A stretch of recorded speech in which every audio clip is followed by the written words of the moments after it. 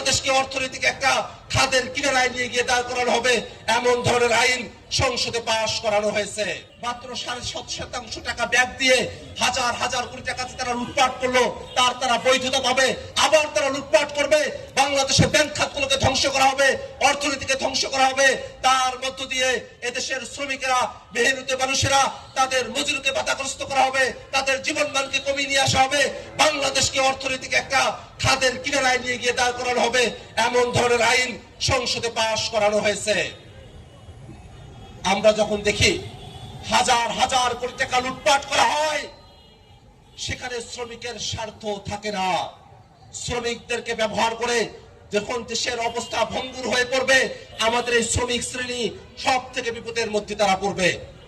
যদি অর্থনৈতিক সার্কুলেশন না থাকে, দেশের টাকাগুলো বিদেশে পাচার করা হয়, দেশে যদি টাকা না থাকে আমাদের শ্রমিকেরা কাজ পাবে না, তাদের মজুরি আরো কমে যাবে, জিনিসপত্রের দাম বাড়বে, আর ওই লুটেরা তারা আরো বেশি লুটেরাপনা করার সুযোগ পাবে।